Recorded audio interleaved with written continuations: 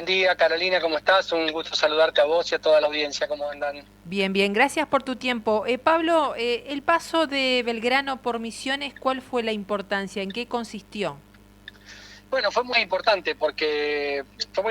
varios motivos. En primer lugar, para nosotros como misioneros, porque nos permite entender cuál era el lugar que ocupaba la provincia y la importancia que tenía Misiones en aquel momento. Siempre se habla de la campaña al Paraguay que hace Belgrano y en realidad fue una campaña que hizo a Misiones y al Paraguay. De hecho, el gobernador que tenía Misiones por aquel entonces, que era Tomás de Rocamora, es el que le pide a la Junta, a la primera Junta de Gobierno, el envío de tropas y de apoyo para poder enfrentar a los paraguayos que lo estaban tensionando y que incluso en agosto de 1810 invaden la provincia de Misiones,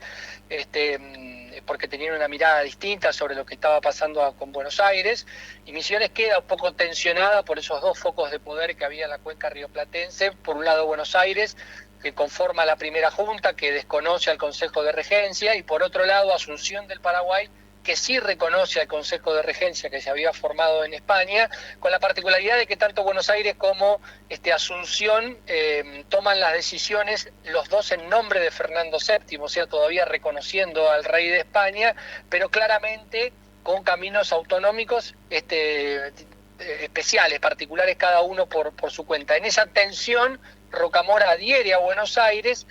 y bueno, va a sufrir, como decíamos, esta invasión del gobernador Bernardo de Velasco del Paraguay, y por eso es que la primera junta decide remitir a Belgrano con un pequeño ejército para digamos, establecer el apoyo de Misiones a la primera junta y después sí avanzar sobre el Paraguay para lograr también que este territorio reconozca la autoridad de la primera junta. Entonces, bueno, la campaña de Belgrano pone a Misiones en un lugar muy importante en esos primeros momentos revolucionarios e independentistas que se vivieron en el ámbito rioplatense. Y por otro lado, por la importancia que va a tener Belgrano como figura histórica, como es uno de los principales próceres de nuestra historia, es el creador de nuestra bandera nacional y la primera misión que él va a hacer como protagonista de esa etapa revolucionaria va a ser venir a Misiones. Entonces, bueno, nos emparenta a nuestra provincia con la figura de uno de los máximos próceres del país. El otro es José de San Martín, que nació en la provincia de Misiones. Entonces es una vinculación que tiene nuestro territorio, nuestra provincia, con los principales protagonistas de nuestro pasado. Pablo, Belgrano, ¿cuánto tiempo estuvo en Misiones y qué hizo en la provincia? Bueno, él llega en diciembre de 1810, llega a Candelaria, que era el pueblo más importante en aquel entonces, que tenía Misiones, que había sido la capital de las misiones, de las antiguas 30 pueblos de las misiones jesuíticos guaraníes, que además era el paso más fácil para cruzar al Paraguay a través de Candelaria y Campichuelo. Él llega en diciembre, prepara el ejército para cruzar al Paraguay, cruza al Paraguay en Campichuelo el 19 de diciembre y bueno, se interna en el territorio paraguayo, va a ser derrotado primero en Paraguarí en enero de 1811 a 100 kilómetros de Asunción, y después cuando él está volviendo en marzo de ese 1811 va a ser derrotado en la batalla de Tacuarí y ahí él vuelve a cruzar el río y se instala otra vez en Candelaria. Va a permanecer hasta fin de ese mes de marzo en Candelaria y después va a regresar digamos, a Buenos Aires, porque se le encomienda la misión de ir a la banda oriental, lo que hoy es la República Oriental del Uruguay, y él va a hacer todo lo que hoy se conoce como la ruta belgraniana de Misiones, siguiendo el camino de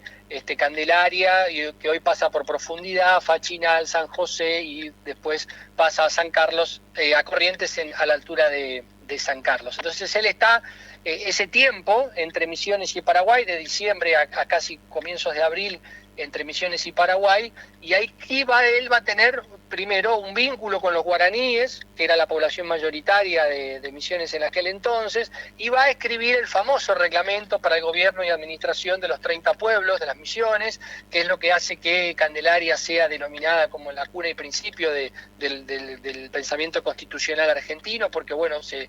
redactó y lo pensó allí en Candelaria este documento, que es una protoconstitución, una previa a una constitución, en donde Belgrano establece algunos lineamientos generales para el gobierno de estos pueblos que él mismo reconoce están en una decadencia, en una destrucción y en un abandono muy grande,